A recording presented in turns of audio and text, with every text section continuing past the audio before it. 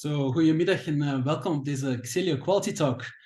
I'll quickly switch to English because I have the pleasure to introduce to you Mark Graban.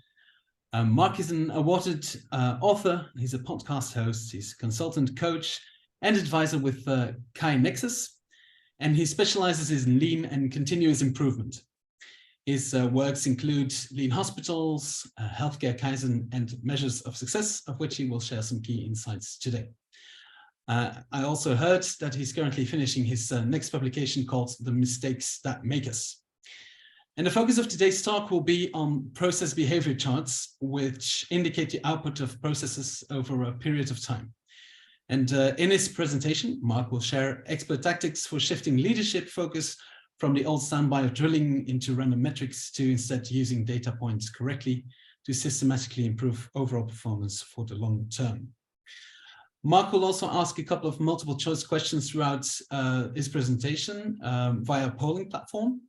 And if you haven't found the link yet, you'll be able to find it in the chat and we'll show it to you in a couple of moments. So last but not least, the next quality talk will take place on the 27th of April. And the title of this talk will be More Quality for Less Money. And it will be presented by Xelyo from Atlanta. You can already register via our website, www.xelyo.org/events.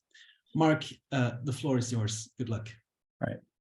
Well, Thomas, thank you. Thank you, Anne, also for reaching out and extending the invitation to come and do the webinar today. I really appreciate that. This is a topic I enjoy talking about. I hope it's a session that you'll enjoy. We'll try to have some fun with a topic that some people might think would be very dry, thinking about metrics, statistics. It's really more, it's as much about management and human behavior as it is the math. So we'll touch on both today, but I hope this is a session you'll enjoy. If afterwards, I am going to upload a PDF of my slides with the polling results to the URL that you see on screen, markgraban.com/Xelyo 2023. And there'll be links to other information there for you.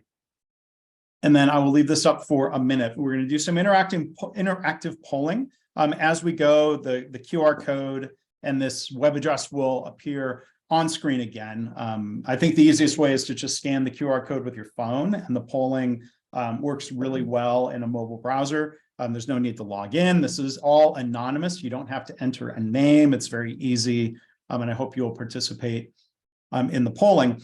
And while I leave that up for a minute, I do also just want to acknowledge, or at least I'll mention, I've had many opportunities, I think 5 opportunities over the last 14 years to visit the Netherlands, to attend and speak at conferences about lean healthcare. I've taught a workshop and a session in person with a group, the material that I will be sharing with you today. And, it's interesting to see how universal, or at least how global, some of the challenges are, the things that I'm going to share with you today, and how broadly applicable some of the solutions are.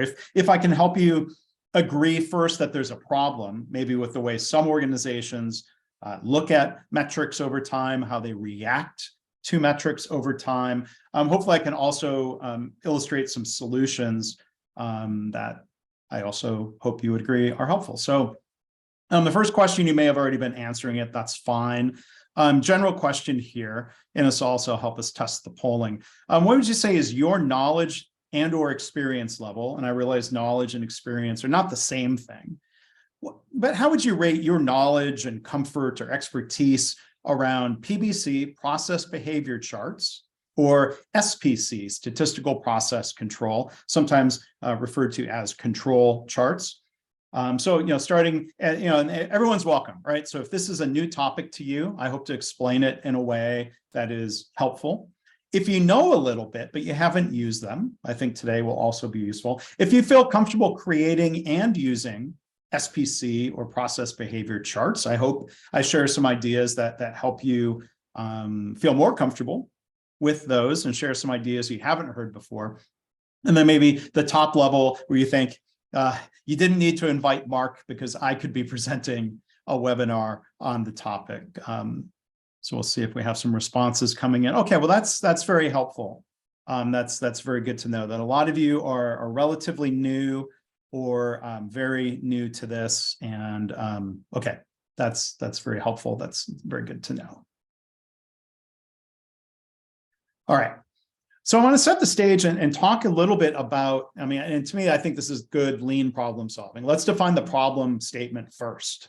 What are some of the things that organizations do and leaders do that sometimes lead to drawing bad conclusions based on data, whether we're looking at a project or whether we're just looking at how a performance measure is changing or behaving over time? What is the behavior of our process? We're going to get to process behavior charts in a bit. I see a lot of cases where people will compare two data points. You might see this written out in words. The average patient satisfaction increased from 87.2 to 89. Like, well, that second number is larger than the first. That is true. But is that really a meaningful difference in those two numbers? And we'll explore that here a lot today. People might make a chart. I thought, wow, that looks like a big increase, but be careful. Always look at the y-axis here. It's not going from 0 to 100. The y-axis here conveniently is only starting at 86% and only going up to 90. So this very small change might be visualized in a way that looks really big. And once we learn some of these methods, we might have to contain our emotions a little bit or watch the face that we make. I know I do. Of like, oh, okay, really? You think that's, well, that might be improvement, maybe not. So one of the lessons is that two data points are not a trend. We have to be careful comparing just two data points, this month against last month, this year against last year. This gets confusing. We'd say, well, we're doing better compared to last month, hooray. But if we compare last month to the year before, we're doing worse than a year before, right? So which is it? Are we doing better? Are we doing worse? One easy countermeasure for that is showing more data points. And again, show them, even if it's not a process behavior chart, which we'll get to soon, even just doing a run chart where we might people hear or say the following things in a meeting. So we're looking at this chart. We have lots of data points over time, 12 data points. Someone has calculated and drawn a red line in there that shows the mean or the average. Let's just take this chart in for a minute. I have to watch my body language or my reaction, depending on the situation, when I hear people say, then, look at that positive trend. Well, in this case, with the metric, higher is better than lower. I should make that clear. It is true that the first data point is lower than the final data point. But statistically speaking, when we get to the math, that might not really be a trend. We could calculate in Excel a linear trend line that takes I think just 2 clicks if you're very good at using Excel. You can draw a linear trend line that is mathematically correct, but maybe misleading. In a similar way, that a 2 data point comparison could also be misleading. So we'll revisit this chart later and compare it to what a process behavior chart would illustrate. Is that trend? Not a trend. All right, here's a brand new example. I was sent this chart the other day that was described as showing improvement in a specialty hospital length of stay, and I tried to be very careful. I don't think it says who it is. All right, so here's their dashboard. Here's their chart. 12 data points, month by month, and here's the explanation I was sent. They're continuing a trend of reduced variation. That might be true, but if they're saying there's a trend of improvement, that might not be true as well. And again, a process behavior chart will help us decide, not guess, to use facts instead of it being an opinion of whether we're improving. And here's another example of something that is mathematically, factually true, but maybe misleading. They say, oh, it's down 24% over the past 12 months. Well, this first data point compared to this last data point, there is a 24% difference. That does not mean that it's a statistically significant difference in performance. This number could be just fluctuating over time. And if I were to show you a different version of the chart that started, let's say, with this data point right here, the chart would then tell a different story. It would say, well, it's gotten a little worse, right? So this is not a good way. It's not a helpful way to look at charts and draw conclusions. We don't want to draw the wrong conclusions from this chart. So we'll come back to this again later. So we look at data points and how we're reacting, and then comparing them to a goal is a different thing that organizations do. And we want to be careful that we don't draw the wrong conclusions. So organizations talk about being data-driven, but like one data point is not enough. Like here's an example. I've drawn it, but this is from a real example. I'm looking at the hospital laboratory, the percentage of urinalysis tests that were completed prior to the appointment for that 1 week, one data point. The target was 75%. I don't know why they set the target at 75. Why not 98%? Different topic. The actual number was lower than the target. And if you don't want to do the math, they put the number in red to make very clear that the actual was worse than the target. What does this tell us? It tells us one thing that's not very useful, that it tells us last week's number was worse than the target. Now, maybe if we worked there and we saw this board every week, and we might have kind of a mental memory of like, well, that number is always red. Or we might think, that number hasn't been red in a while. That number is always green. That might be true, but maybe not particularly helpful because, again, it's just one data point now compared against a target.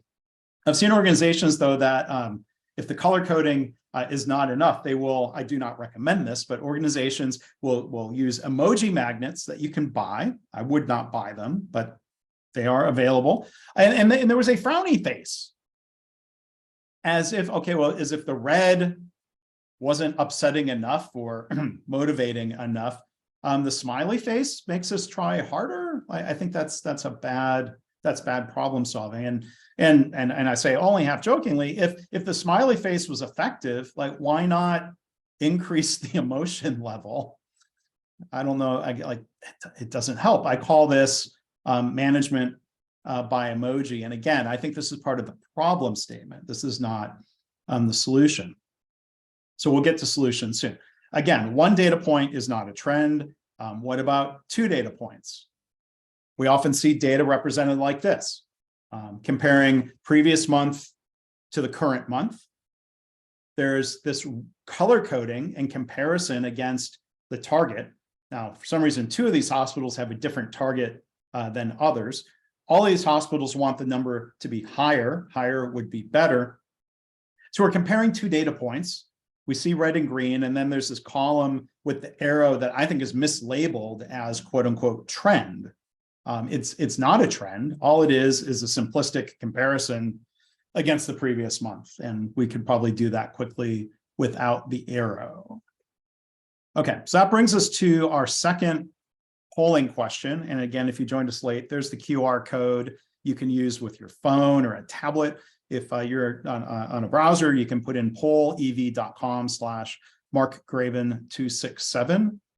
267 representing random numbers that I was not able to choose. And funny, they want me to pay more every month to be able to choose my own name. So I will accept Mark Graban 267, and I am just talking to fill time while those responses come in. And again, the polling will stay open when I move on here in a second, and I will share the final results with you. It's probably not going to change much. It looks like there's a bell curve sort of centered around sometimes. So hopefully we can help take sometimes to never. And I'm glad that some of you are describing never, that they're not demanding explanations for every data point. But so when we look at that color coding, I heard somebody say this once, I think it was even a lean conference. They were showing, the display of metrics, and they had color coding, and they said, well, with red and green, we know if we are winning. there was a period at the end of what they said. I should probably put that on the slide. In my mind, there's a question mark. We don't necessarily know, how do we define winning? And goals are often quite arbitrary. So whether we have color coding with a single data point or color coding like this, I think the three key questions we need to ask to think about, are we winning or not?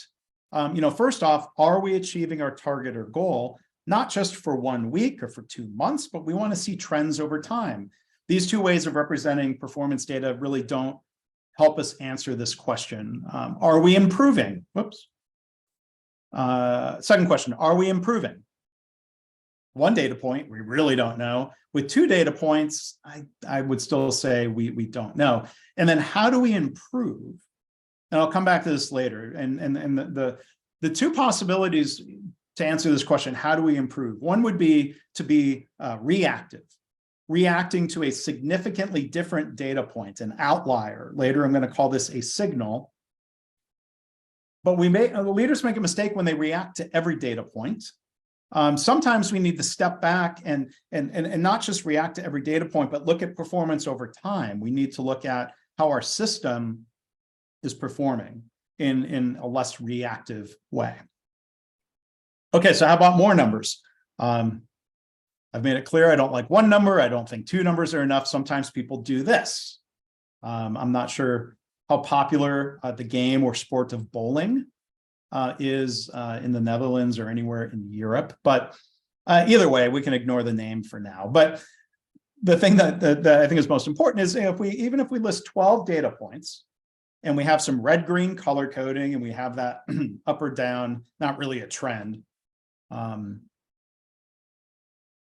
There's going to be a snap decision here. I'm going to bring up a poll, the next poll in a second. I'm not going to give you very long to look at this because here's what executives are forced to do. They're shown a bunch of numbers and they're expected to make a decision very quickly.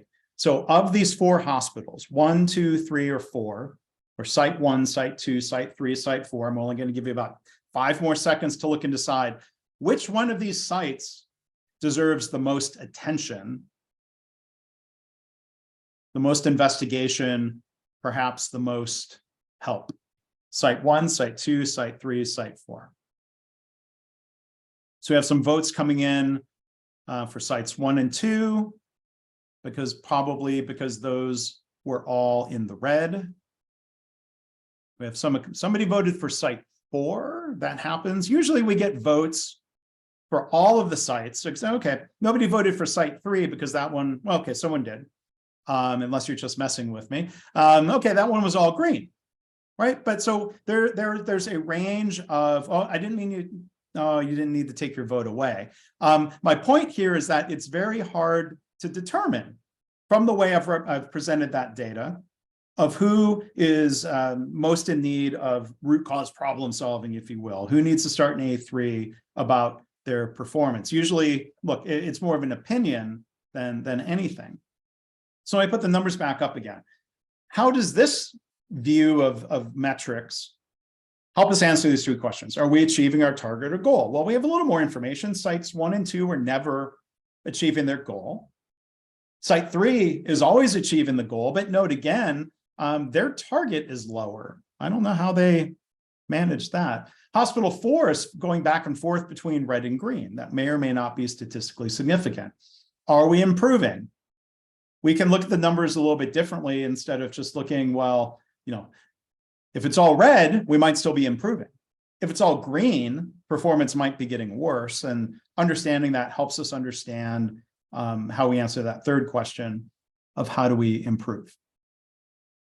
Okay, so we're going to do a different poll before I start talking here about solutions instead of complaining about the current state. Just a little bit more current state complaining coming up. But before we do that, this is a word cloud style. And please, in English, you can all answer in Dutch later. Your English is better than my Dutch. When you think of how performance metrics are managed at your organization, what word or words come to mind?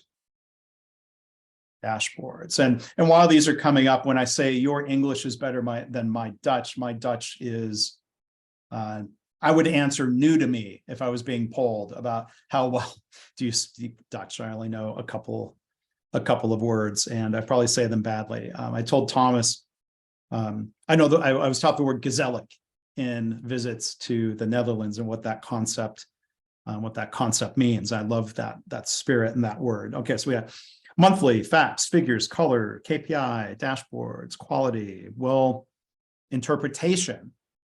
That's what we're talking about here today. How do we interpret these charts? So you can keep putting words in there, and I'll share this with you.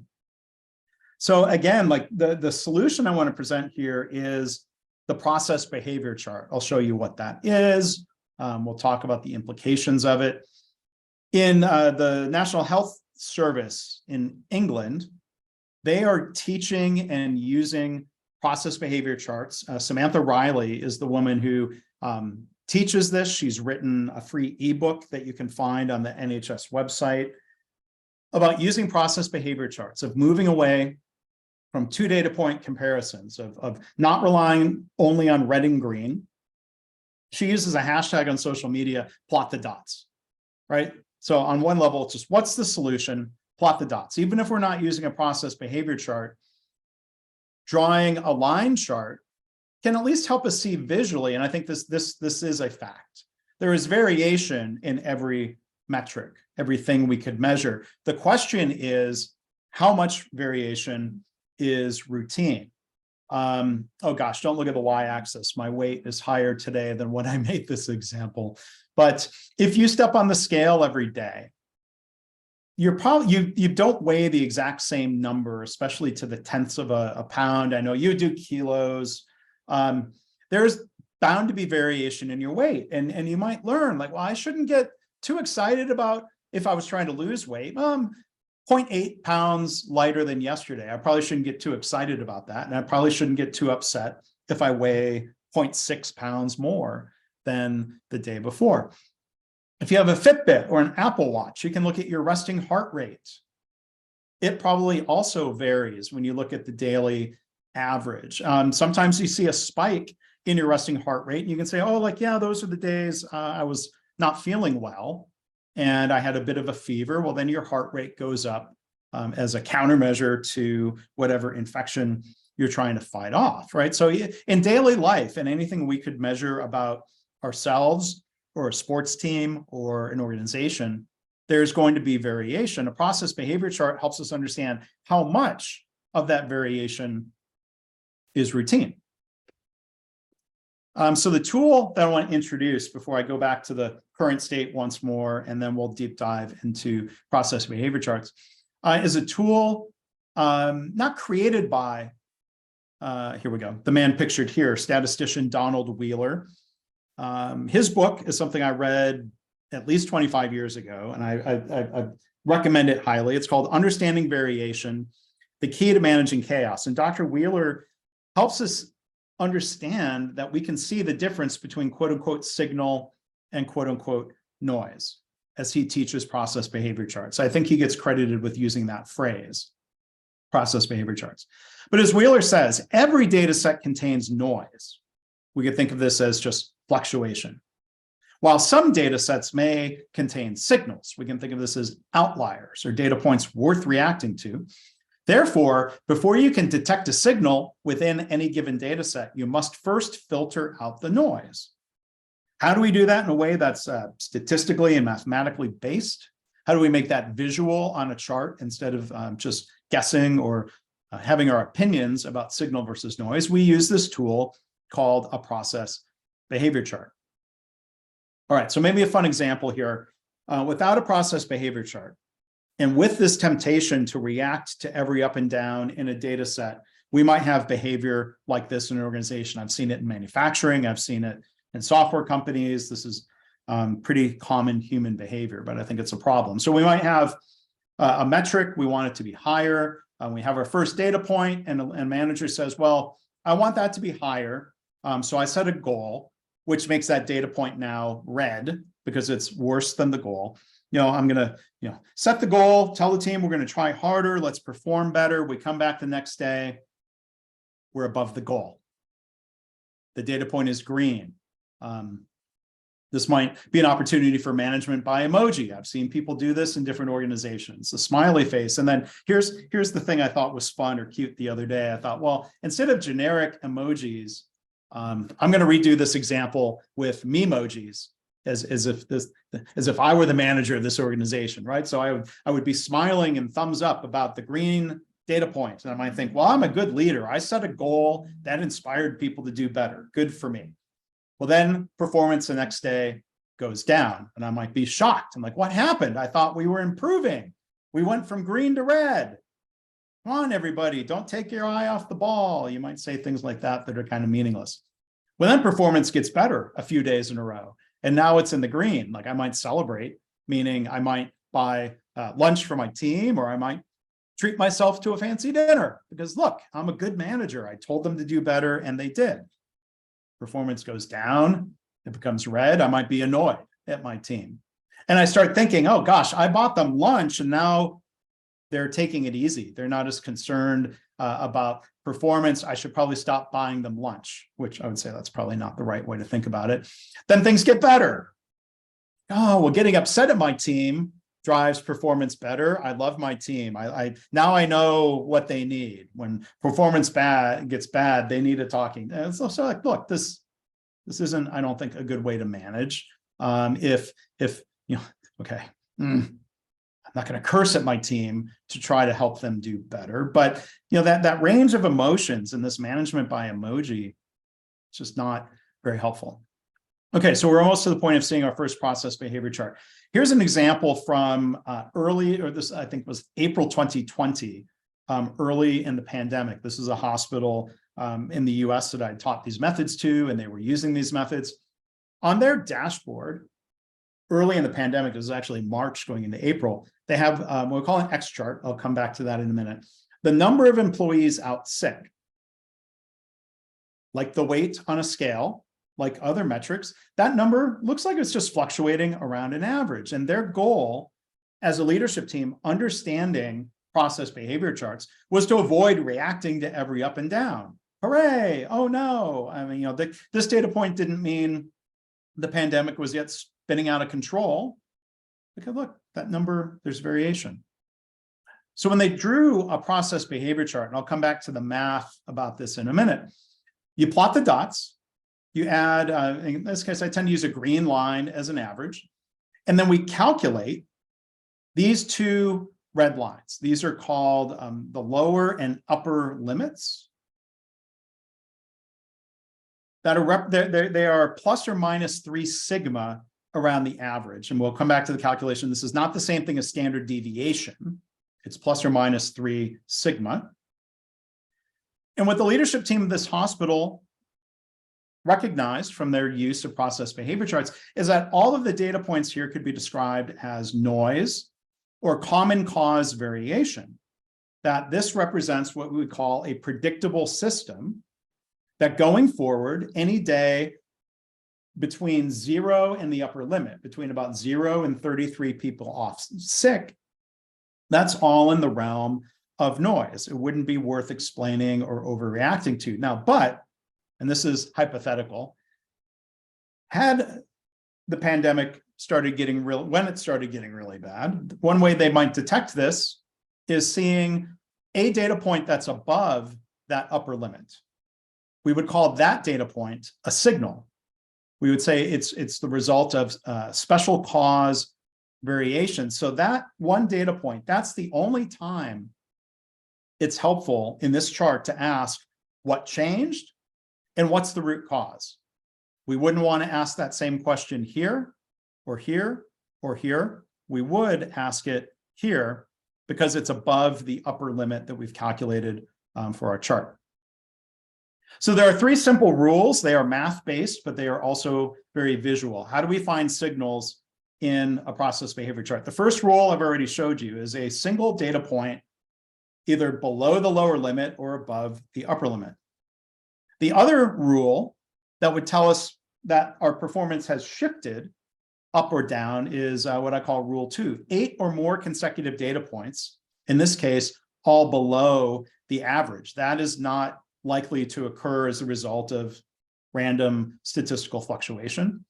And then rule 3, it's a little harder to find sometimes or easier to miss, is 3 consecutive data points, or 3 out of 4, that are closer to a limit than they are to the average, right? So you can see visually, okay, yeah, that's fluctuating. Boy, something was different that day. And then, something was different here, but then it went back to fluctuating. And now, again, something has shifted in this zone that I'm labeling as rule 2. So the process behavior chart method is also called the XMR chart. I'll point you to a video that goes through kind of a longer, deeper explanation of how to do the math. The math is different than some other forms of control chart. You can do this in a spreadsheet. Basically, you might take your first 20 data points, you would calculate an average, and then here's how we estimate what we call sigma, the plus or minus 3 sigma. You first calculate the moving ranges of the first 20 data points, if that's what you're using to calculate the average. So you would have 19 moving ranges, because all that is the absolute value of the difference between every 2 consecutive data points, right? So since the first data point of 999, there's nothing to compare it to, there's no moving ranges, right? We have 20 data points, we have 1 average, we have 19 moving ranges. Well, then we calculate something called the MR bar, which is the average of those moving ranges, and we can put that into our spreadsheet. And then here's how we calculate the limits, plus or minus 3 sigma. We're not using a calculated standard deviation. We're using a method that's very robust, more robust with real world data, as Don Wheeler teaches. Sigma is estimated by taking MR bar and dividing it by a statistical constant of 1.128. So that's where we get the lower and upper limit. So technically, and perfectly technically speaking, process behavior charts, or XMR charts, is actually a pairing of 2 charts. The X chart has the data. The MR chart, which is quite honestly not used a lot in everyday practice, but we can start to learn to see what the MR chart shows us. We can start to learn to see that in the X chart. So again, we have the data in the X chart. The MR chart, this is charting the variation, and we calculate an upper limit, different formula. So if we see no signal in the X chart, sometimes the MR chart might show us a signal. But without the MR chart, what my eye starts getting drawn to in the X chart is kind of unusually large differences between 2 data points, like here, like here. Sometimes we might refer to an MR chart to check our intuition about the performance of the system. But more often than not, in the rest of the system, this webinar, I'm only going to show you X charts. And in everyday use, you tend not to see the MR chart actually being used. All right, so this is probably the most dangerous thing I ever say in any of these presentations. I am not a Lean Six Sigma green belt or black belt or master black belt. I've had a lot of formal education in statistics. My background is Lean, not Six Sigma. I'm not anti-Six Sigma. That's not the dangerous thing. But in a lot of settings, including Six Sigma classes, there is this, I think, famous flowchart, decision tree, to help us decide which type of control chart with which formulas is appropriate in which case. This can be very confusing to people, especially if they have not had formal Six Sigma belt certification. But as Don Wheeler points out, really all we need to do is use the XMR chart. I can point you to the articles that he's written to help kind of prove this out, I think. These other methods, like the P chart or the U chart, they all make assumptions about the statistical distributions that tend not to hold up in the real world. For example, if we're looking at defects in a process, is every product coming down our assembly line equally likely to be defective? Well, it's not a game of chance, right? That assumption might not hold up in the real world. It maybe invalidates the calculation a little bit. For business metrics, especially, the flow chart just says use the XMR chart. No C charts, no P charts. And again, we don't use a calculated standard deviation with real world data. The XMR chart makes no assumption about the normality of data, it makes no assumption about fitting an exponential distribution or a Poisson distribution. The XMR chart is robust. It's arguably better than the other control charts. Dangerous statement, I realize. And I can't read your body language as I explain these things like I could in a room of people. It's not your fault. I'm not blaming you for other methods, but using other methods, I think it simplifies our world greatly if we only use XMR charts.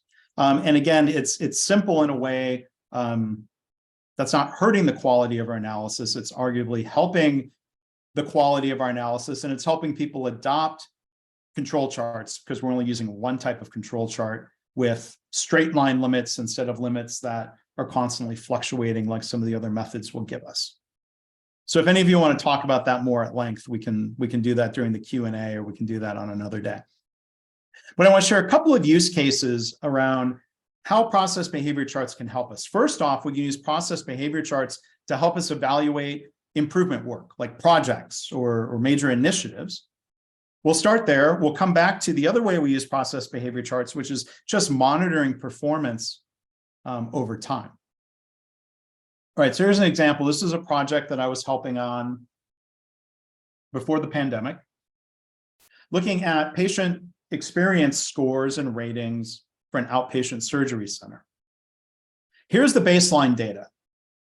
I think it's incredibly helpful to see at least 12 or 18 or 24 months of baseline data before we try to make an improvement, so we can properly compare before and after. So here was the baseline. It was fluctuating, pretty much fluctuating around an average. There were no statistical signals. We were kind of, maybe, no, we didn't even have 8 above the old average. So we were doing some a pretty major project, process redesign, trying to make things better.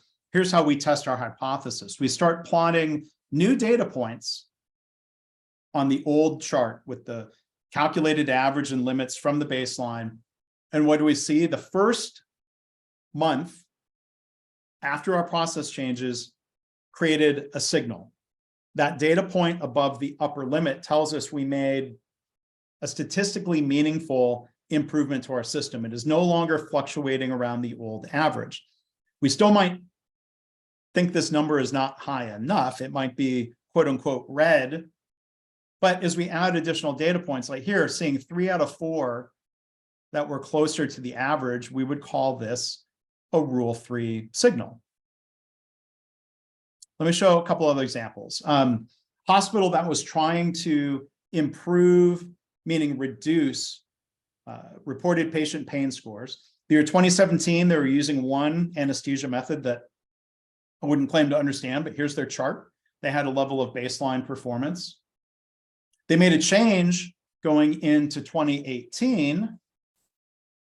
We can see things are different, but not really better, right? It looks like, if anything, the average is still about the same, but we've increased variation, right? There's certainly no evidence here that the pain scores are lower in a statistically meaningful way. Again, we would be hoping to see a data point below the old lower limit, or perhaps 8 consecutive data points below the old average.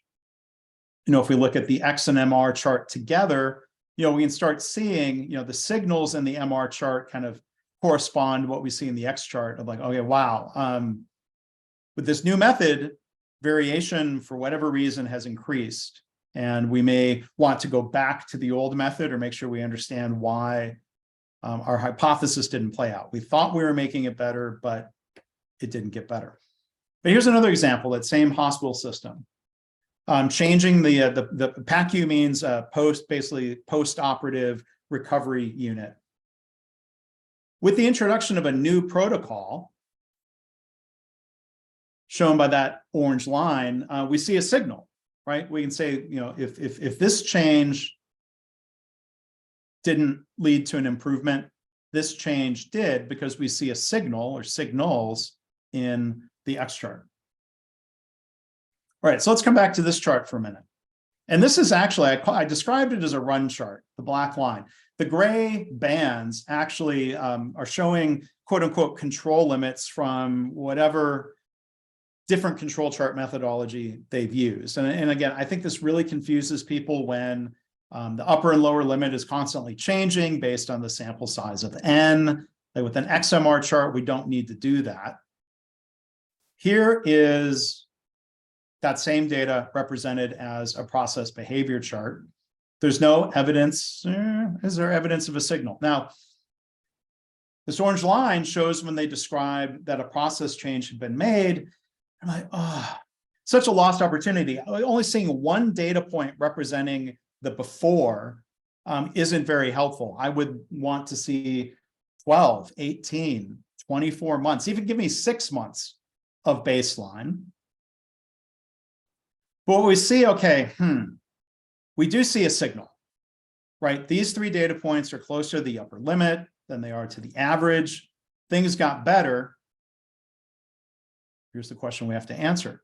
Would you believe a cause and effect relationship between a change made here and improvement seen 9 months later? I don't believe it, right? If the people who published this saying, look at the positive trend, good for us. If they were the ones who did that process change, I think it's almost like things got worse and then somebody did something else, an internal team or some other consultants, and this other team might be taking credit for performance that really shouldn't be attributed to the work they did back here. All right, so beyond evaluating projects, we can evaluate ongoing operations. So here are the 4 sites that I showed you earlier. How do you decide which of these requires or deserves the most attention? Well, I'm going to take all 4 of those metrics and make process behavior charts. So here's hospital 1.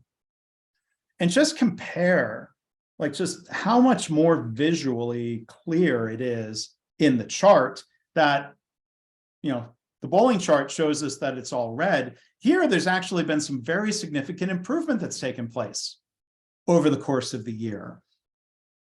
It might require attention because we want to go celebrate that, right? And I know a lot of times people vote and say, well, that one needs our attention because it was always red, but so was Hospital 2.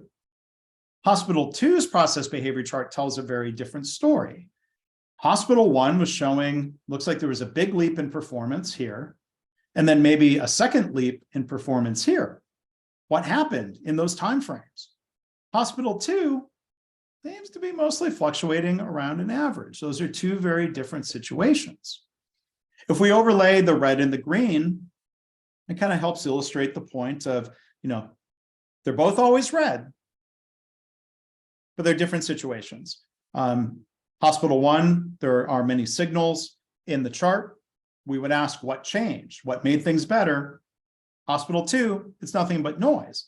So in this case with Hospital 2, instead of reacting to a data point, we instead want to step back and sort of ask the question of,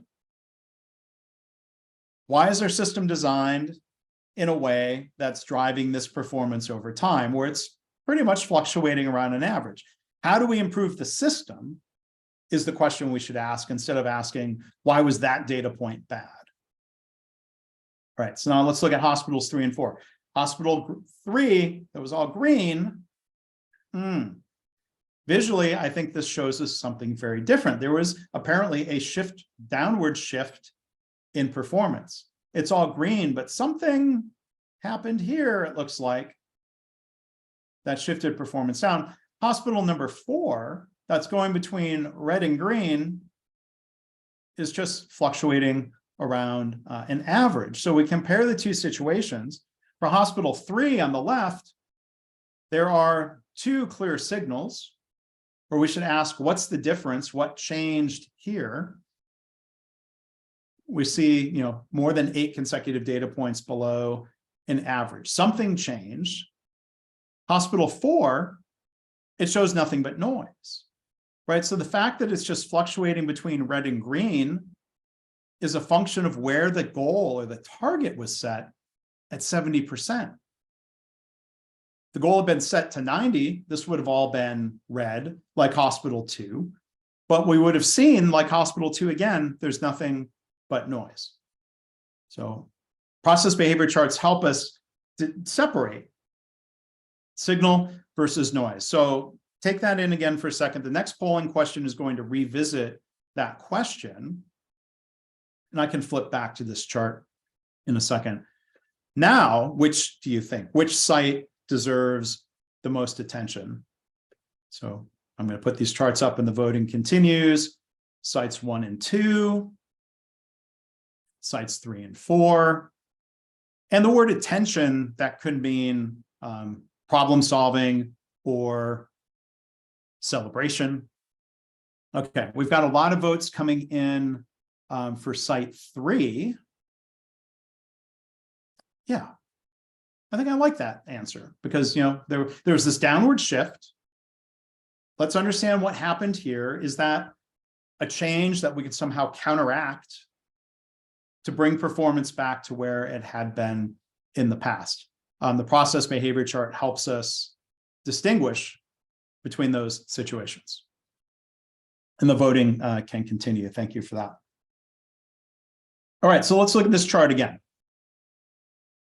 I said earlier, I wish I could see a process behavior chart view. All right, so here we go. Here's the X chart. And it really shows us that typical noise situation. So that data point there at the beginning is right kind of at the upper limit. Now again, and I should draw this into the charts. On this chart, lower means better. I apologize if that's not visually apparent, my mistake. All right, then here's the MR chart. Now again, they're saying, you know, they made an improvement. I want more baseline data points. You know, show me the data. If anyone knows, you might not know the American movie Jerry Maguire. It's an old movie and it's an American movie and it's about American football. So instead of saying, show me the money, like they say in the movie, which is a very American thing to say. I apologize for even using that example. But anyway, show me the data. How do we know what was happening in the past, right? So if this team was able to give me 12 months of historical data, right? Now our chart shows not just the recent 12 months, but the most recent 24 months. What if there was seasonality? Like, what if length of stay just happens to be really bad in certain months? And what if the previous year's data was literally exactly the same as this year? I would say, well, there's no evidence of improvement. There are no signals in this chart. There's nothing but noise. Different possibility. Maybe there was a one-time shift in performance where things got better, possibly because of something we did, but there's no trend or no evidence of quote unquote continuous improvement. Maybe we see, you know, the last 12 months, the 12 months before, that's a totally different situation, leading into the 12 data points that we saw here. What was happening back in the past? This chart doesn't tell me, and it's really hard to know if, you know, maybe this happened. That's a meaningful shift in performance. Like clearly something changed here. But again, like that seems like that's because of a project or some sort of redesign or some sort of, you know, new construction.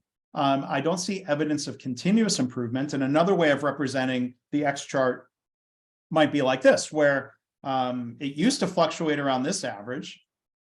Then something changed, and now it's fluctuating around the lower average. And we have to be careful. Like in this chart, in this explanation of it, they say, well, length of stay is 24% lower than last year.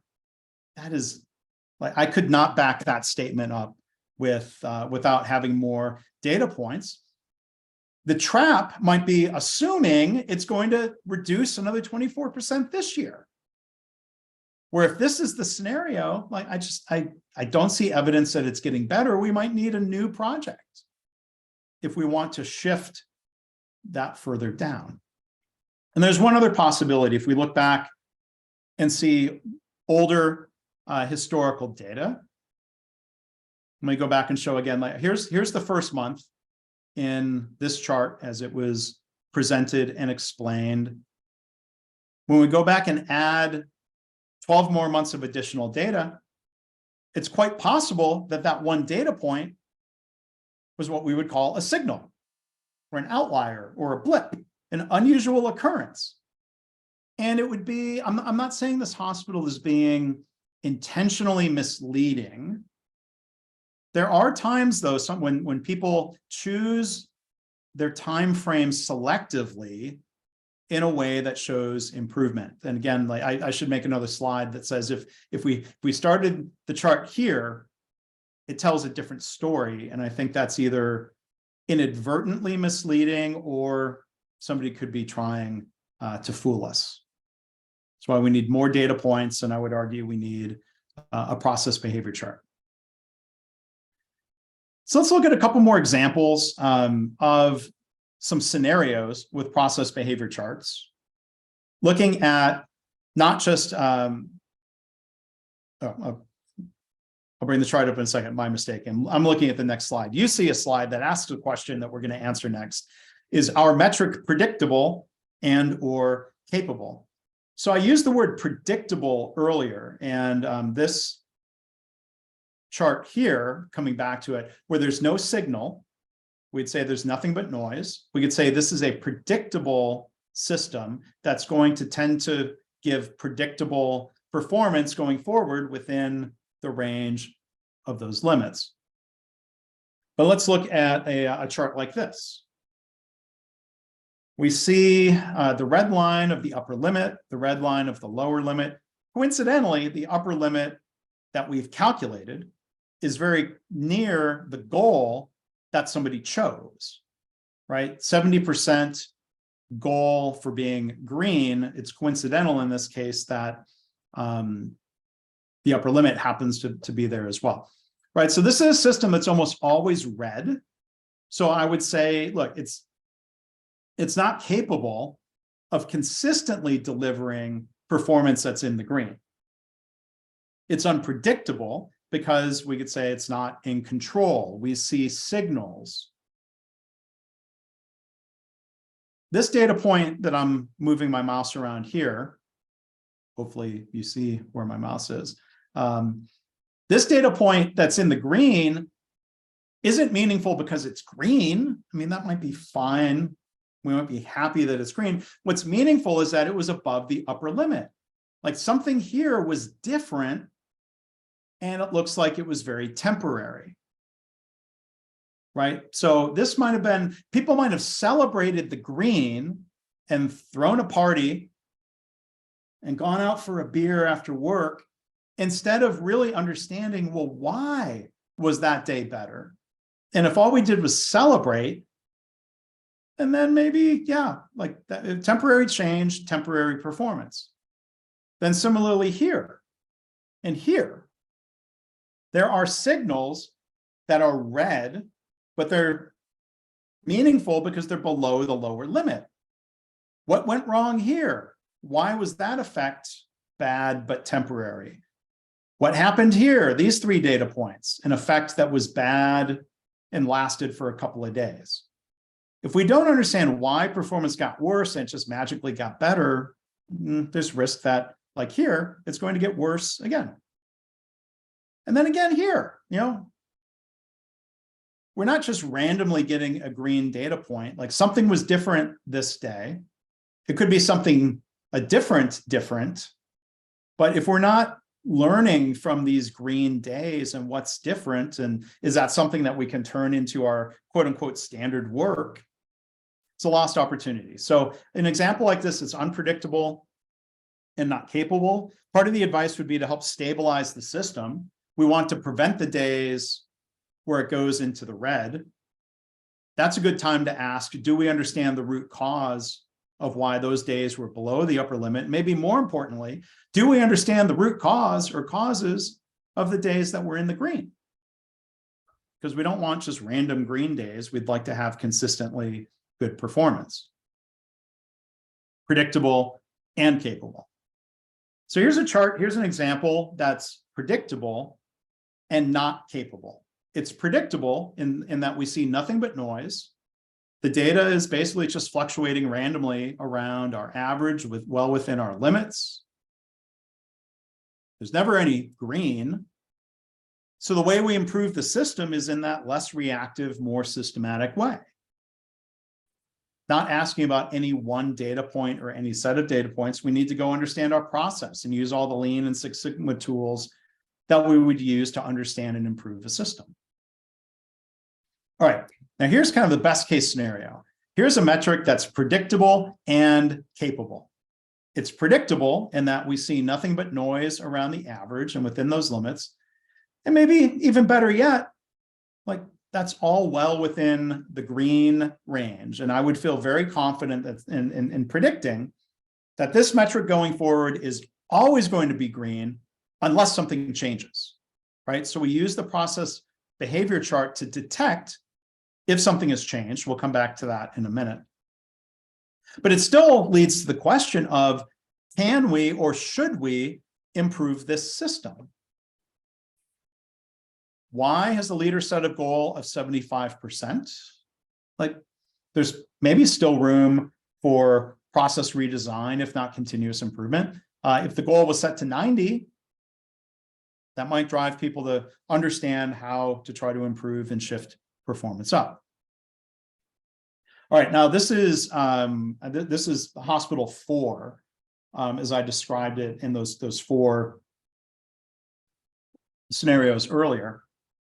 This situation is tough because I would describe it as being predictable and somewhat capable because it's going from red to green. This happens a lot in organizations where leaders set the goal to be, let's say, 2% better than last year, right? That almost guarantees that we're going to be fluctuating between red and green.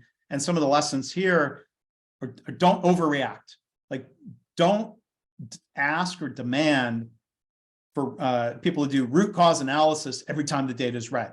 Or I heard one organization with a rule that's also not statistically valid. If it's red 2 months in a row, you have to do an A3 and do root cause analysis. Like, some of that is just quite literally a waste of time. That's why the subtitle of my book tries to give the advice very succinctly.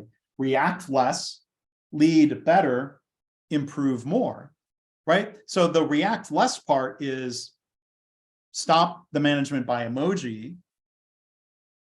The lead better and improve more comes from improving the system. Again, using tools and methods like Lean and Six Sigma to make changes that would allow a shift up in performance. And then a couple more scenarios here. Right, so here's an example where maybe there was, it looks like there was an improvement. Here was a metric that was fluctuating between red and green in a pretty narrow range. And then, here, something went wrong. That's the time to do root cause analysis, or maybe that data point, if it was just below the lower limit. And then whatever the team did to make things better, not just put performance back to where it was. Well, now we see from these data points, performance is better. It has shifted upward to a new average. There's a little more variation, but where this calculated lower limit goes, I'd say, well, that metric's always going to be green unless we see a signal, unless we see evidence of a change. All right, so last scenario might be a metric like this. Predictable and very capable all through this time frame here. And then there, signal above the upper limit. In organizations that are only looking at green versus red, they will literally miss this because it is green, just like all the other data points. And if they don't understand what was different about this day, you can see there was a positive but temporary effect. Performance went back to where it had been. And then likewise, this data point, as I'm pointing to the signals here, organizations would most always miss this data point because it's again green. The reason to react is not because it is almost red. The reason to react is that it's below the lower limit. These are both opportunities for learning and opportunities to improve.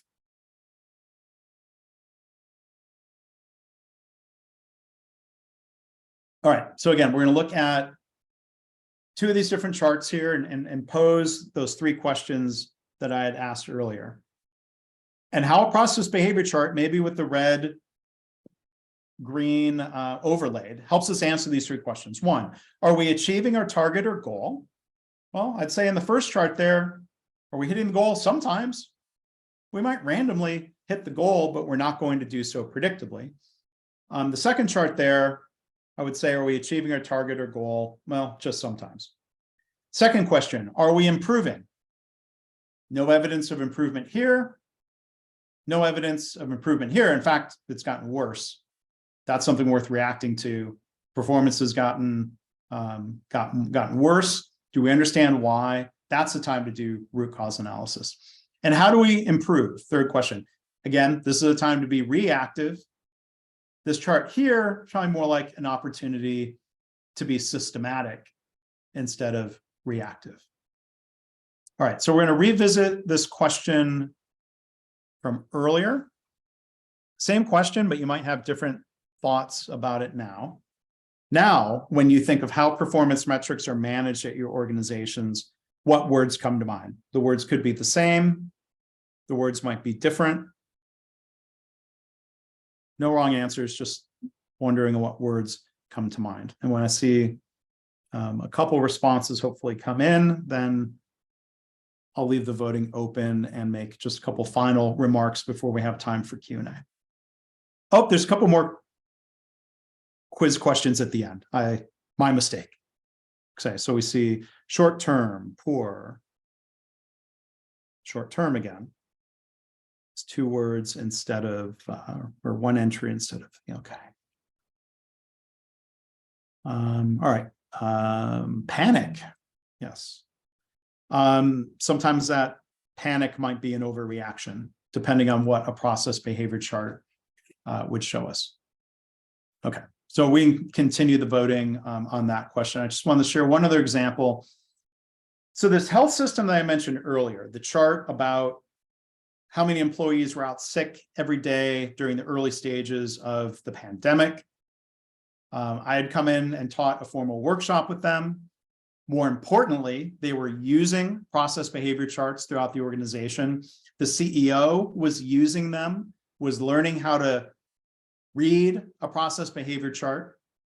He was encouraging others to do the same, and they got together for a management meeting, and he had people bring examples of their process behavior charts.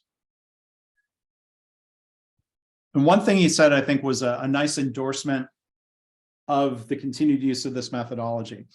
So that process behavior charts will make us more effective at tracking what we improve or don't improve. So we can use process behavior charts to look for those statistically significant shifts in performance, to look for signals. It wouldn't be statistically valid to declare victory over a data point that's just a little bit more above average than we had before. Process behavior charts were really helping them understand situations like this. And then one other organization I worked with had a chart. It was looking at a metric called call abandonment rate, meaning what percentage of the time does a patient calling to schedule an appointment get frustrated and hang up? And so we can see the baseline is that there was a lot of fluctuation. There were also a lot of signals where you might ask, well, what was different those days? It could have been low staffing. It could have been that a lot of people were out sick. Or it could have been more phone calls coming in, right? So the process behavior chart is really helpful in that it shows you where something was different. We see the signal based on, again, the math and the visual nature of the chart. Unfortunately, it doesn't tell us what changed, right? So that's where we need to understand our system, our process. We need to go to Gemba, if you will. We need to talk to people. We can do Six Sigma analysis. We can do all sorts of things. But then you see a big shift downward, far more than 8 consecutive data points below the old average. And they could calculate a new average, calculate new limits, and now it looked like it was fluctuating within this range. we would ask what changed. Look at the x-axis. This was the end of March 2020. Most clinics were shut down unless it was, for pre-childbirth or an emergency. Fewer people calling to book appointments meant lower call abandonment rate. So you'd say, well, that metric is better, but they knew the answer to the question of, okay, what happens when things start getting back to normal? That call abandonment rate would probably get worse because now clinics are opening up and more people are calling.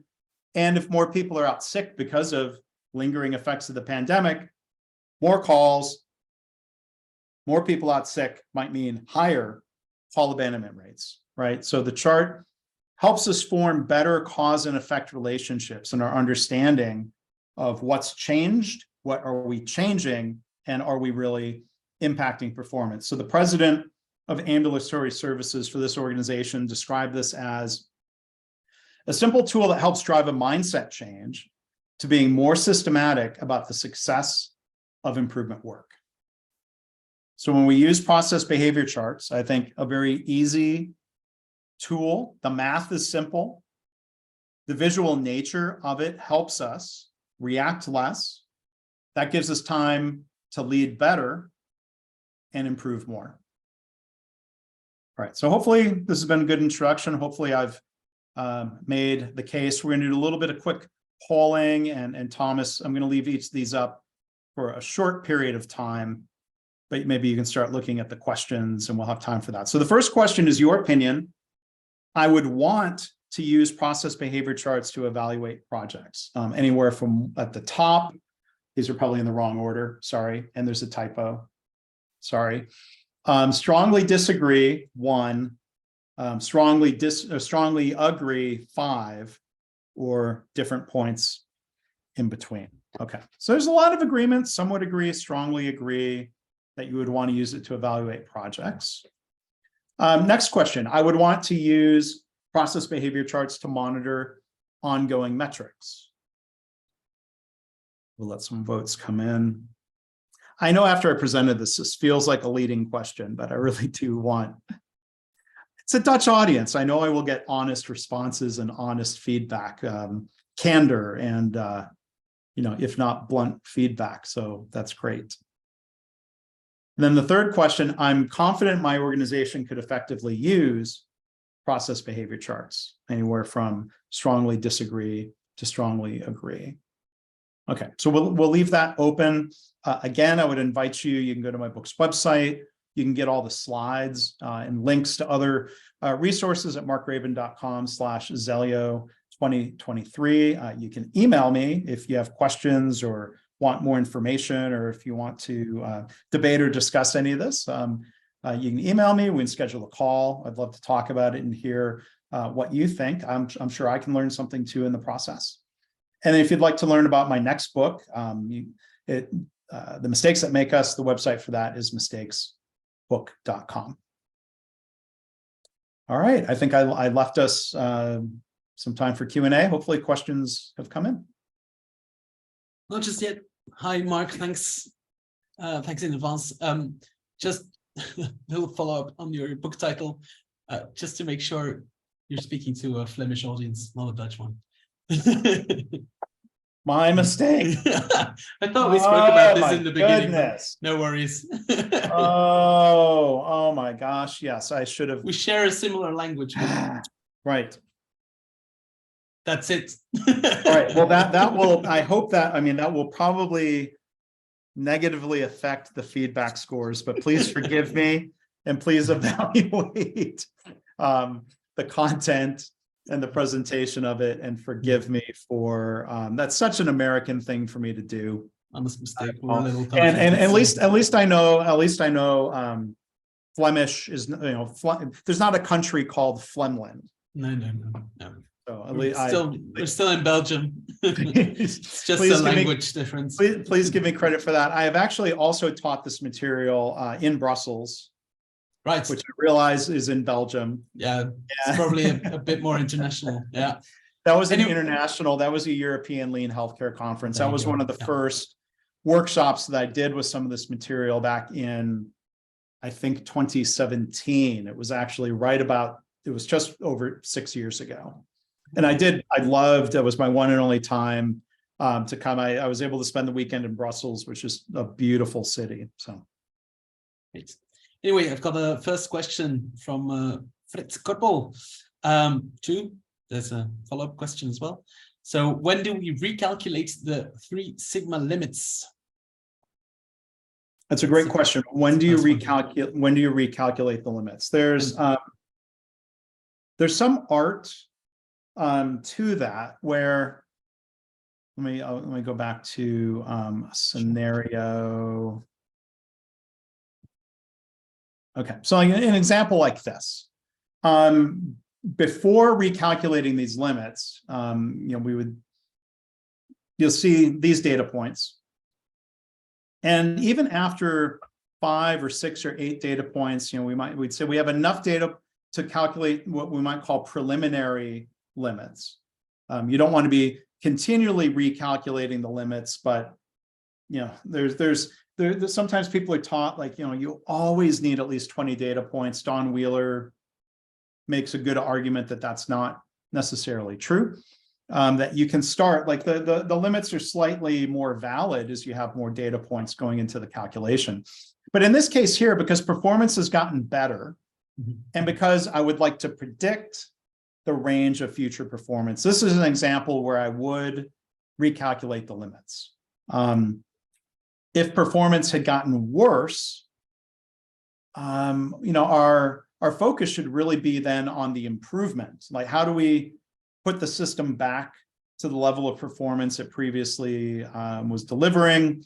How do we make things better? I mean, there are times, though, when the system has gotten worse and it's because of something out of our control. Let's say a new competitor has entered our market. Talking about different businesses in healthcare now. A new competitor has entered the market, and our market share has dropped, and it's probably just never going to go back to where it was, because now there's 4 companies instead of 3. Like, you might say, okay, well, we're not going to get rid of that competitor, so the system has changed, and let's calculate a new average on our market share chart, and calculate new average and new limits on the chart. And then we could still be trying to improve the business and come up with innovative products that would, steal market share from all the other companies. But, Don Wheeler gives really good advice of, don't be in a rush to calculate the limits if what you need to be doing is really focusing on improvement. Okay. Another calculation question from Fred is, how many data points are needed to calculate those limits? Yeah. So what Don Wheeler teaches is at the minimum 4. Right. Having more data points is better, right? So that's why, like, when I want to see baseline data, I want to see 12, 18, 24 data points. I would want, if I had 24 data points, I would try to calculate a baseline average and limits based off of that data, because the statistical validity of the limits gets better with more data points, but then there are diminishing returns, right? So 8 data points is a lot better than 4. 12 is a lot better. 20 is a lot better. Then, like, 25, it's marginally better. 30, like, using any more than 30 data points to calculate the limits doesn't really gain you a whole lot. And when I talk about the validity of the limits, let me bring up a chart and maybe explain what I mean. Which would be a good chart for that. Okay, well, so this chart. If I had calculated the limits just based on these 12 data points, and we see this data point here is sort of close to the limit. Like, there's this statistical gray area, if you will, where there's a risk of a false positive or the risk of a false negative. So this data point that's a little bit below the limit it's possible that something changed. And because of the way we calculated our limits, if we didn't have a lot of data points, this might be what we call like a false negative. It's also possible that a data point's just barely above the upper limit when nothing really changed, right? So if we only used 4 data points, seeing a data point that's right near the limits, our confidence wouldn't be as strong that the system had really changed. If you give me a process behavior chart that had limits calculated off of 25 data points, and I saw a data point really close to the upper limit, I might say, well, I might go investigate it. Like that's the gray area that's hard to, it's hard. I don't feel like I'm explaining that well. You almost have to just kind of see some scenarios and try to walk through those scenarios. And maybe I should try to create and build a scenario that I can put into a video. What happens if you have only 4 or 6 or only 8 data points to use to calculate your limits? And then what happens is you add more data points.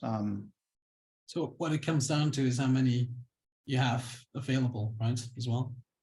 Yes. It's how many do you have available, and was the system consistent over time? So here, let me bring this back up again. So here's an example where I used all 24 of these data points to calculate an average and the limits. And like, well, the chart shows very clearly, well, the average of those 24 data points doesn't mean anything. The average of these 12 and the average of these 12 does, right? So that's where, a process behavior chart sometimes is a very iterative process when we're going back and looking at historical data, right? So in this case, my first attempt at creating this chart, the chart explains the behavior of the process. The chart to me very clearly says in a very visual way, something happened here. The system changed. And then recalculating the limits here kind of reflects that reality of, this was a system and the average and these limits were calculated using just these data points. And then here, I use those data points to calculate a new average and new limits. Okay, hopefully Thread has enough. Yeah, and please feel free, to reach out, or I can even try to follow up with, creating a scenario or even maybe using a video that tries to illustrate some of that iterative process. A lot of times that's something I would do if I was coaching somebody on their real data and their real chart. But okay. I mean, very, very good questions so far. Another one, I think it's more of a insight, interesting examples of how you can interpret or explain figures in a subjective way. These graphs and calculations make things subjective, so it's more of a comment. Sure. And then Patricia Goethals is asking a more specific question about which tool could be used easily besides the Minitab licensed product. Yeah. So maybe you have a tip for her? I think Excel works really brilliantly. And there's a free template. There's a spreadsheet people can download on the book's website that has the formulas built in. I think sometimes it's helpful, at least one time, build the spreadsheet from scratch, because that can help you understand really, okay, this is how the formulas work. These are the inputs to the limits. And I think that can help with understanding. But you have to be careful. I don't know if this is a comment specifically about Minitab or other dashboard systems or like BI or other systems. If the software that you're using is trying to continually recalculate the average and the control limits based on the most recent X number of data points, that's actually a very bad practice. That can get you in trouble in different ways. So you have to be careful. I mean, like all the software, like on a one-time basis, like the math is easy. The software, if you're using, to me, the right formula, I would use the XMR chart formulas. what you want to be careful about is not letting it recalculate the limits until you tell it to, based on a shift in performance or based on some change. At one point with an organization that I was coaching, like this was being discussed and debated for so long that we actually had to go and create some scenarios that were realistic of some data where they would have missed signals. Like the problem, like with, if you're continually recalculating the average and the limit and performance is sort of just degrading gradually over time, that won't show as a signal in a process behavior chart that has continually recalculated limits. If you're using the method I teach, the method I learned from Don Wheeler, of you keep that average and those limits static until you see evidence that the system has changed. I think we finally did get to the point after hours of debate and discussion that they needed to change the way their software worked. The problem is when you don't have the ability to change the way the software works. Excel is very flexible. Excel might not scale well if you're having to create hundreds of process behavior charts across an organization. So, I don't know, maybe I should try to get a job somewhere at one of these software companies. I'd like to think I could be helpful. Might be a nice way to compare as well if you put it in Excel and compare. So okay, hopefully that helps Patricia a little bit. I hope. Great.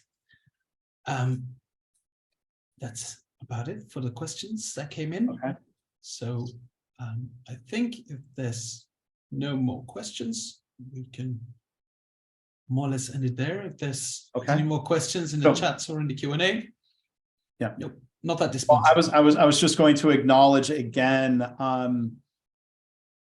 Forgive me, any author can't help but trying to talk about their book a little bit, but you alluded to it, Thomas. Sure. This book about learning from mistakes and creating a culture of learning from mistakes, really starts with recognizing and remembering and reminding yourself, we're all human.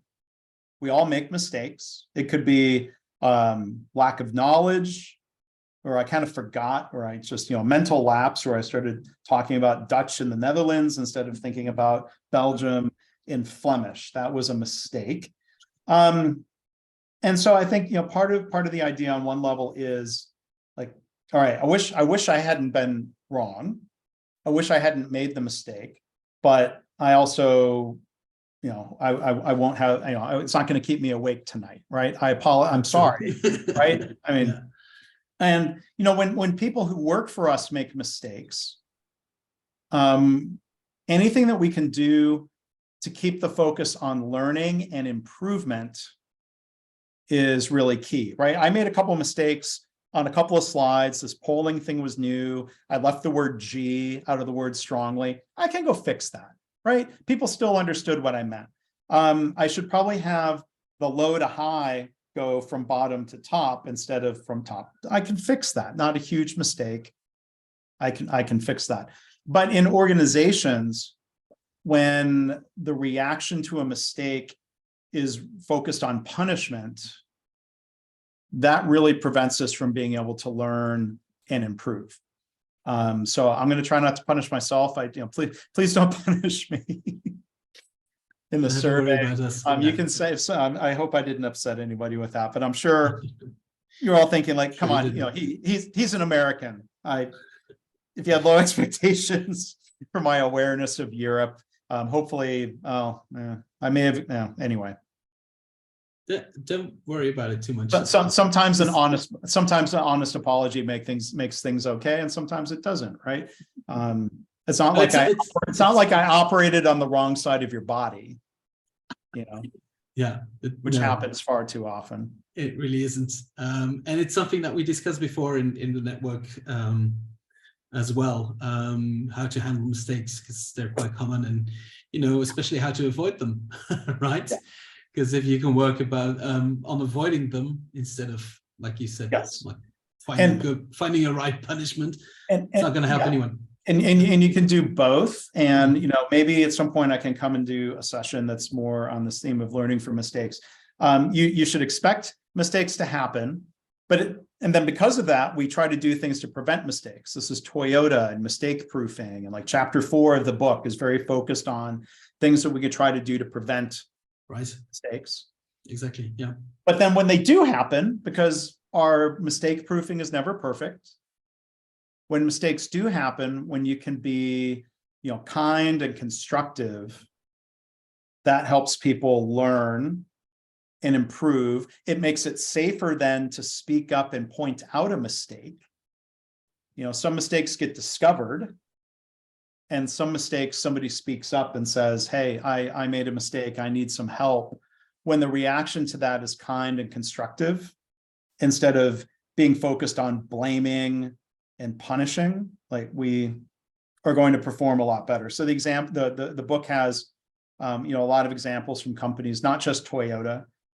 Software company KaiNexus that I've worked with for a decade, I think has a very solid culture of trying to prevent mistakes, but then reacting constructively when they occur. So that book I think will be available. We'll call it summertime. I don't know for sure, but sure. I'm going to go back this afternoon to my editing and get closer to being done. So thank you for letting me kind of just ramble on about that. Sorry. No worries.